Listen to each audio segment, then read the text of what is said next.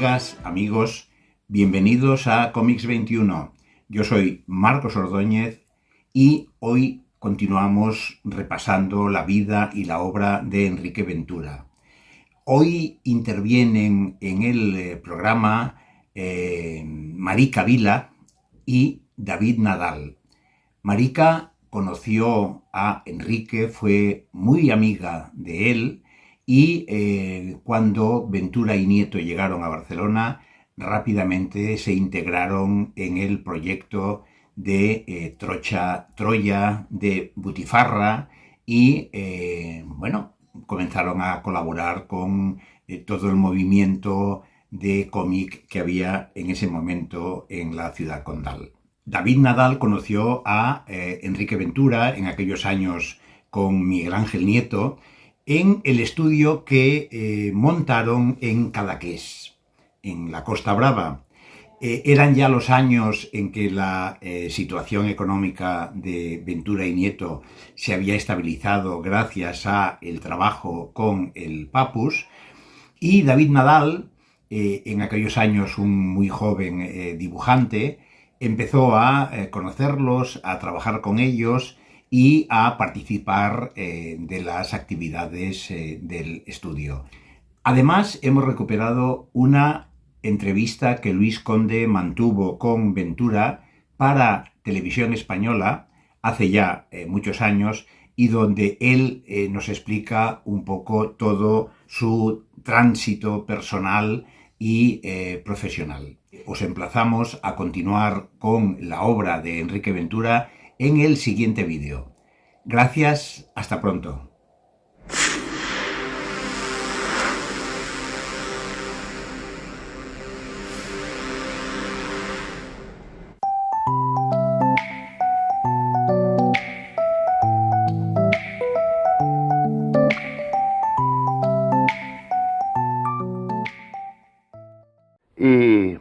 Y entonces como en casa solo había para leer tebeos, y algún libro, evidentemente, teníamos bastantes libros también en casa, pero no había televisión ni nada de esto, pues me dedicaba tanto tiempo a los tebeos que me enamoré de ese tema. Y todo lo que quería ser cuando fuera mayor, igual que otros que quieren ser toreros o policías o ladrones y tal, yo quería ser dibujante de historietas, ¿no? No sabía ni siquiera si ser dibujante de historietas, si se ganaba dinero o no, tal. En casa suponían que no. Pues siguiendo un poco las teorías familiares, mi hermano era médico y tal, pues yo tenía que hacer una carrera. Y elegí arquitectura, porque era la que más se aproximaba a todo esto del dibujo, que a mí me salía bien y que lo tenía un poco más fácil. Pero bueno, con tan poco éxito que al tercer año, bueno, en tercero, digamos, que fue al cuarto año, el tercero lo dejé. Nos dio a Miguel Ángel Nieto y a mí, que evidentemente ya nos conocíamos, por estas cosas sociales de que no llegar a ser burgueses, había aquellas cosas del teatro de Ionesco, y el burgués, el rinoceronte y tal. Yo no quería, ni Miguel Ángel tampoco, que nos saliera corbata.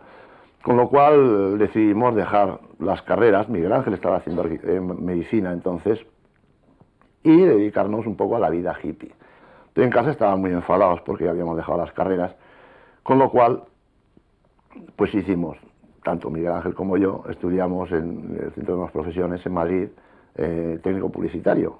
Pero digamos que ya el espaldarazo fue cuando ya se fiaron de que queríamos ir por libres. Fue cuando, una vez que nos habían dado un premio, habíamos hecho una historieta cortita para un concurso en Gijón y nos dieron el primer premio, el premio Pelayo de Oro. Y eso nos pareció influenciar mucho la opinión de los papás, pero vino la televisión a casa y nos hizo un pequeño reportaje, ¿no? Y de pronto fuimos los héroes del barrio, y a partir de ahí ya nos dieron carta blanca para dibujar historietas o lo que nos diera la gana. Miguel Ángel Nieto era primo hermano mío, digamos que su madre y mi padre eran hermanos. Y evidentemente, claro, nos hemos estado viendo desde el plátano machacado, como se decía antes, ¿no? A partir de los, yo creo, de los 12 o 13 años, ya íbamos siempre juntos con un amigo nuestro, Constantino Bertolo, que ahora es un director de una revista literaria, y éramos los tres mosqueteros. Y efectivamente, cuando nos dio la manía de ser beatniks, pues mi pareja era Miguel Ángel Nieto. que era un gran escritor, evidentemente. Y bueno, yo dibujaba bien, él escribía bien, y digo, bueno, vamos a comer el mundo. Por lo que yo creo recordar, me parece que la primera publicación, digamos, que nos pagaron, para entendernos, bueno, y la primera, en general, fue una revista llamada Molinete. Y esto era cuando estábamos estudiando publicidad, Miguel Ángel Nieto y yo. Había un amigo nuestro, un compañero de clase, Fernando Cardona, que no sé qué clase de relación tendría con algo que tenía que ver con las monjas. No sé ni qué monjas eran, no me acuerdo ahora. Y bueno, hacían una revista bastante chunguilla, pero bueno, no estaba mal, porque por ejemplo ahí había cosas del Han, con lo cual la revista cobraba de pronto una dimensión, ¿no? Y ahí pues, empezamos a hacer las primeras historietas y la ilusión enorme que nos hacía que nos pagaran por una cosa que nos apetecía mucho, aunque hubiera sido gratis, verla reproducida, ¿no? Es lo que pasa siempre, ¿no? A que me lo reproducen, no hace falta que me paguéis, y encima nos pagaban, y nos pagaban religiosamente, pero entre comillas, porque la verdad es que nos pagaban pues 3 meses después, o de pronto no había dinero, bueno, pero estas cosas, como no entendíamos del tema y no nos importaba, vivíamos con los papás, no pasaba nada, pues no teníamos ninguna preocupación y bueno, fue un buen salto a la práctica de tener que trabajar obligatoriamente por un sueldo, ¿no? Teníamos un grupo que se llamaba Sam y la Morsa, que era un viejecito y 4 niños. Entonces, hay que decir que tenía bastantes concomitancias con el Verano Azul, solo que esto era antes de existir Verano Azul, así que fuimos un poco los inventores de este grupo. Pero bueno, tenían digamos, quizás la frescura de ser lo primero que hace, sin tener ni idea de la técnica ni nada, y luego, evidentemente, todos los problemas que tiene el no conocer las técnicas adecuadas. No queríamos ser Bruguera. ¿Por qué? Pues porque cuando decidimos a ser dibujante de historietas, evidentemente, pues nos empezamos a documentar. Y entonces en España había muchas, Madrid, donde estábamos, había muchas revistas en los kioscos extranjeras, de las cuales pues las que más nos parecían las más bonitas y las más guay eran, por ejemplo, Pilot, o si no, Mad, la americana Mad. Yo estaba enamorado de los dibujos de Mordraker y Jack Davis, y también, bueno, pues de los de Goscinny o de Gottlieb o de cualquiera de los franceses. Y queríamos parecernos a cualquiera de ellos y no nos queríamos parecer para nada ni a Ibáñez, ni a Rapp, ni a Vázquez, que los cuales son unos genios, y no lo niego, y son los que más nos divertían cuando veíamos los tebeos, pero yo no quería dibujar como ellos, quería dibujar como los extranjeros. Acabamos en Trinca por una anécdota bastante divertida. Fue que cuando ya estábamos metidos en Molinete y viendo que realmente nos podían pagar por lo que hacíamos nosotros, nos parecía bastante milagroso. Entonces, la siguiente idea es decir, pues ya que vamos a meternos en esto, vamos a meternos a fondo. ¿Cuáles son las mejores revistas del mundo? Bueno, pues nos gustaba mucho. En Francia nos parecía que Pilot era la mejor. Y en España, entonces, en esos momentos, era Trinca, que, bueno, tenía unos trabajos preciosos de grandes palacios y, bueno, de 20.000 dibujantes buenísimos. Con lo cual dijimos, bueno, vamos a hacer una cosa, hacemos una historieta para presentar en Trinca y otra para presentar en Pilot. Hicimos las 2 historietas, basándonos en lo que había en Trinca y lo que había en Pilot, y las mandamos a los respectivos editoriales, ¿no? Respectivas editoriales. ¿Qué pasó? Que, como suele pasar estas cosas, en Pilot nos dijeron, nos parece muy bonita esa historia, pero no tiene nada que ver con lo que publicamos nosotros, y en Trinca nos dijeron lo mismo. Entonces estábamos bastante, no sé, frustrados con esto, y vino un amigo nuestro, Fernando Asián, un dibujante, que nos dijo, ¿por qué no probéis a mandarlas al revés? Efectivamente, mandamos la historieta de Pilot a Trinca, era una que se llamaba Es que van como locos, y a Pilot otra, que también se llevó a publicar en Pilot. Con lo cual nos habíamos equivocado nosotros de enfoque. Pero sí, ahí nos gustó mucho lo de Es que van como locos, una historia cómica, con un poco de parodia de cosas, de películas y tal, un poco estilo Mad, dentro de la pobreza, de que todavía estábamos empezando, pero parece que tuvo algo de éxito y ahí empezamos ya a meternos en el, como profesionales casi de verdad. Al cabo de un tiempo de estar allí publicando, es que van como locos, pues claro, ya pues empezamos a conocer a otros dibujantes y fue muy divertido y ya estábamos codeándonos con los grandes. Y entonces nos encargaron en Trinca un álbum que se llamaba Mare Magnum, un álbum en color. Y eso nos pareció una obra ya como de, digamos, de importancia. Y estuvimos haciéndola y en el transcurso de todo esto, en Trinca hubo una especie de simposium que se hizo en Valencia y allí pues nos invitaron a ir y tal, nosotros estábamos con lo del Mare Magnum y estábamos todos tan contentos. Y allí conocimos a Enric Sió, a Carlos Jiménez y a varios más de los grandes, a Esteban Maroto, que estaban allí también en aquel simposio. Con lo cual, ahí empezamos a hacer un poquito de amistad con Carlitos Jiménez, que Carlos Jiménez, verlo a él era como ver a Claudia Schiffer, ¿no? La anécdota es que le iban a hacer una foto a él, que era el importante, y entonces dijo, no, que vengan aquí Ventura y Nieto, y nos cogió a los dos del hombro, y yo me hice aquella foto con una cara de ilusión enorme, ¿no? Y entonces nos sugerían estos dibujantes que residían en Cataluña, entonces, en Barcelona, que fuéramos a Barcelona, porque en Madrid la verdad es que la cosa estaba bastante mal, la cosa de editoriales y todo esto. Y con esto de que Mare Magnum ya estábamos terminando el álbum y habíamos conseguido reunir algo de dinero, fue el salto que dimos a vivir en Barcelona y a trabajar en Barcelona. Era cuando nos reuníamos en el estudio Premia 3 con Adolfo, Carlos y Luis García. Bueno, yo trabajaba entonces en aquel estudio, nos juntábamos con Carlos y Adolfo y venía Luis García. Y ahí empezaron a llegar Enrique Ventura y Miguel Ángel Nieto con el Kubrick.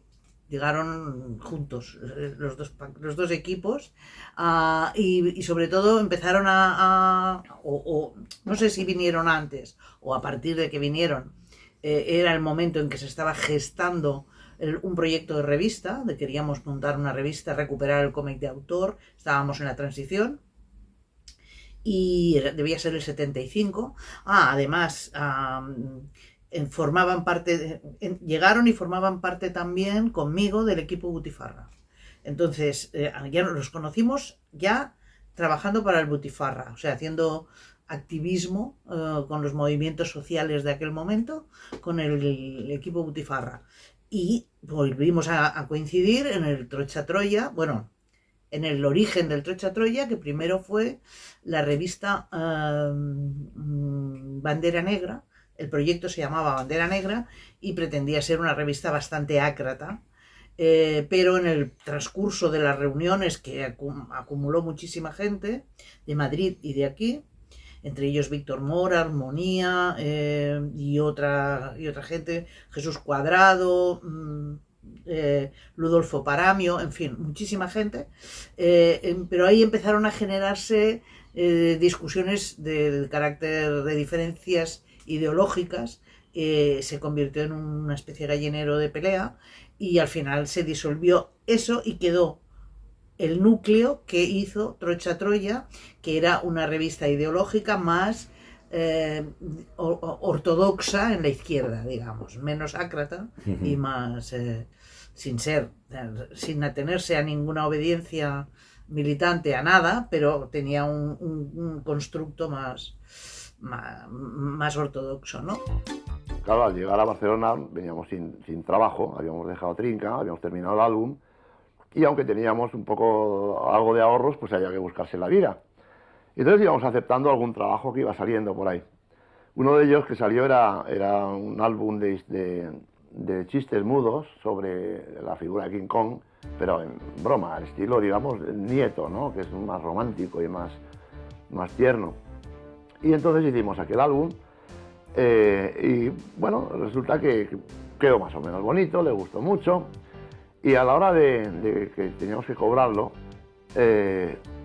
hubo un pequeño problema y era que que habíamos puesto Miguel Ángel y yo, Miguel Ángel Nieto y yo, siempre íbamos a medias, 50% guión, 50% dibujo y ya estaba. Bueno, pues a la hora de querer cobrar aquello del Quintongo, el editor nos dijo muy serio que por guión no iba a pagar nada porque los chistes eran mudos. Y bueno, en fin, o sea, nos dio la misma risa que me está dando a mí ahora al recordarlo. Y bueno, al final no recuerdo si nos lo pagó o no, pero bueno, estas de las cómo funcionaban entonces aquellas cosas, ¿no? Hicimos varios trabajos, recuerdo la revista Butifarra, por ejemplo, y con Alfonso López. Y entonces además era un momento en que me parece que paralelamente a esto también estaba montando el sindicato de dibujantes. Había una movida muy rara aquí en Barcelona. Y ahí empezamos, bueno, pues primero a sobrevivir, tratar de sobrevivir sin trabajo, porque sí, teníamos lo de Butifarra, algunas cosillas esporádicas que hacíamos, alguna ilustración que me mandaban a mí y tal, pero no había como para comer. Hasta que de pronto recibimos una llamada del Papus, la revista del Papus, y bueno, aquello nos pareció de pronto un milagro, y fuimos allí al Papus a decir que sí, que trabajaríamos aunque fuera para fregar el suelo. A Ventura y Nieto los conocí en Cadaqués. Yo tenía 18, 19 años y un verano me dijeron que había un dibujante en Cadaqués que sí lo conocía porque bueno, estaba esto y mi padre era dibujante y demás. Y coincidimos y me lo presentaron y nada, que él sí que conocía mucho a mi padre y yo no lo conocía, él venían de Madrid y bueno, nos hicimos amigos, fuimos a su estudio, sé cosas y acabé presentándole a mi padre, no hubo ningún problema. Y nada, muy bien, se entendieron muy bien. Y acabé haciendo amistad con él y con Miguel Ángel y también estaba Luis García en el estudio. Y nada, nos conocimos y nada, estuvimos tomando algunas copas y hablando de 50.000 cosas. Y con el tiempo acabamos haciendo amistad con todo el grupo de amigos de la gente de Cadaqués y demás, con todos ellos. Poco tiempo después empezaba yo a dibujar y a hacer cosas que había hecho más jovencito y tal, y acabé montándome con ellos en el estudio. Estaba a punto de irme al servicio militar y me tomé un tiempo antes de irme al servicio militar para dejarlo todo y empezar a dibujar con ellos y conocer un poco el tipo de trabajo que hacían. El estudio era un estudio muy divertido de dibujos, de pósters y de 50.000 cosas. Y ellos son una gente muy divertida y muy de fiesta y muy amigable y muy abierta a todo el mundo, con lo cual era aquella casa, aquel estudio, entraba todo el mundo y tal y cual, y lo difícil era poder trabajar para ellos que tenían que presentar la historieta cada semana en el Papus, porque entre fiestas, entre juergas y tal, llegaba la hora de entregar y no tenían acabado. Pero bueno, que aún así lo fueron haciendo y eran jóvenes, tenían 27, 28 años, con lo cual lo llevaban la mar de bien. Los que más venían eran Carlos Jiménez, Adolfo Usero, Mariel, Andreu Martín. Celebramos mucho que vino un día Alberto Breccia desde Brasil y estábamos encantados, era un señor mayor y tal, y nos hizo unas caricaturas y tal, pero es que lo admirábamos mucho a Breccia. Y es que así vino mucha gente que le encantaba poder escaparse a Cadaqués sabiendo que estaba pues Enrique Ventura en el estudio pues lo venían a ver o a conocer y esto.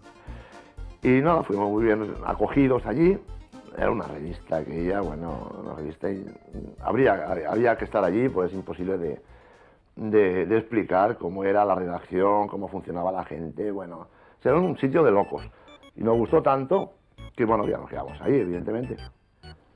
El Papus, aparte de ser la revista más seria a nivel administrativo que habíamos encontrado, donde pagaban religiosamente, aquello era un gustazo, parecía una revista extranjera, pero sobre todo era una revista muy incisiva a nivel de crítica sociopolítica y claro, aquello nos enamoraba, pues siempre habíamos sido un poco de la cáscara amarga, tanto Nieto como yo, y ahí nos veíamos entre compañeros. Y creo que hizo una buena labor en aquel tiempo, junto, claro, con la actuación de todos los grandísimos autores que ha habido en esa revista, entre otros, por ejemplo, Carlos Jiménez, no lo olvidemos, y allí, bueno, aprendimos mucho bueno, más que aprender, nos dio mucha posibilidad de sacar todos nuestros venenos y de poder contar con bastante libertad, entonces, de qué es lo que pensábamos. Entonces, un día a la semana tenían que entregar el trabajo en el Papus, se iban para Barcelona a entregarlo o pasaban el trabajo a alguien que lo bajaba a Barcelona y así estuvimos viviendo. Tema verano. Luego en invierno nos montamos el estudio y esto duró unos años. Yo me fui a la mili, pero antes de irme a la mili nos escapamos a Cadaqués, no, a Madrid, con la familia de Enrique de Miguel Ángel, y nos coincidió justo con la muerte de Franco, que fue celebrada más de la cuenta, porque nos entró el padre de Enrique en la habitación a bajarnos las persianas diciendo que si estábamos locos de celebrar aquello en Madrid, que acabaríamos todos en el cuartelillo, y nos bajó todas las persianas porque estábamos de fiesta. Era una revista muy conflictiva porque andábamos a juicio, cada vez que salía la revista había un juicio. Y en un par de veces Miguel Ángel y yo estuvimos en libertad, digamos en arresto domiciliario, por tonterías que habíamos hecho allí. Además el Papus era una editorial tan seria que cuando había un problema con esto, que cerraban la edición, entonces sacaba alguna revista paralela, pequeñita, para que no dejáramos de trabajar y de seguir cobrando. Esta revista, al final ya, yo qué sé, empezamos no a perder el norte, sino a creernos que éramos más libres de lo que pensábamos.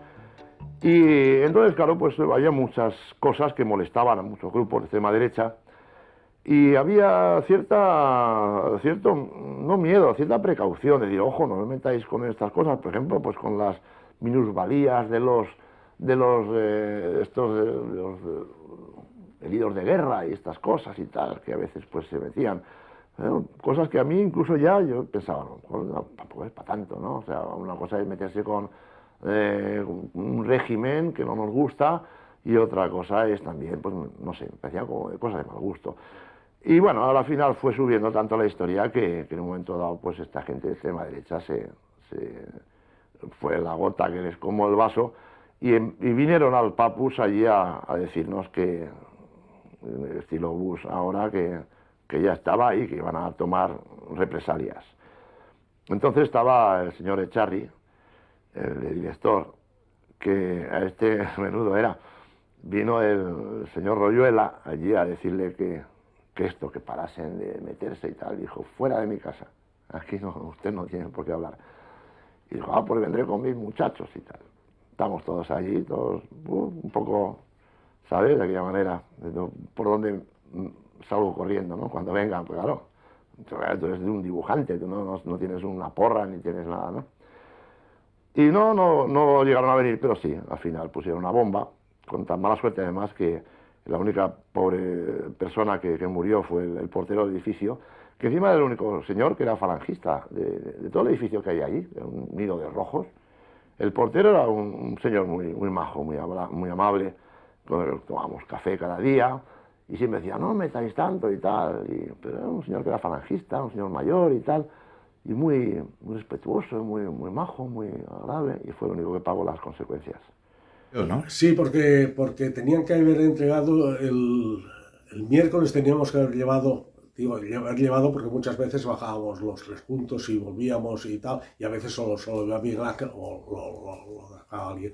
Y por un día no les pilló porque llegó tarde Miguel Ángel y Enrique, creo, llegamos tarde y no nos enteramos de lo que había ocurrido y afortunadamente no estábamos. Sí estuvo el Adolfo Usero que le pilló en el de esto, hizo una historieta muy buena de la explosión de la bomba estando él dentro.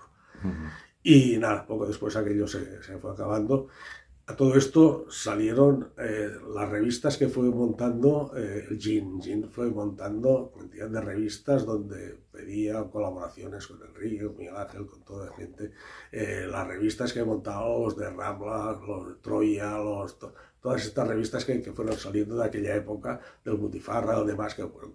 Ventura y Nieto eran una relación encantadora, eran la pareja perfecta. O sea, eran una simbiosis, no sé cómo explicar, o sea, se complementaban en todo, o sea, Miguel Ángel eliminaba todo lo práctico que Enrique era incapaz o no le apetecía o había rehuido siempre. Todas las cosas prácticas las solucionaba Miguel Ángel. Y Miguel Ángel también aportaba, Miguel Ángel tenía unas ideas geniales, era un genio de la escritura, pero ocupaba poco tiempo en eso. Entonces todo el resto del tiempo era en toda la intendencia de Enrique, la llevaba Miguel Ángel.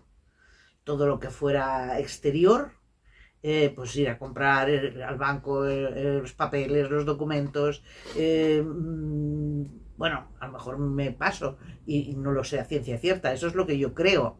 Yo creo, siempre he creído que todo lo que le he visto hacer es todo lo que hacía delante mío, pero yo creo que lo hacía todo, que todo lo que no, o sea, que Enrique se apoyaba absolutamente en Miguel Ángel en la práctica, mientras vivían ellos dos solos, ¿no?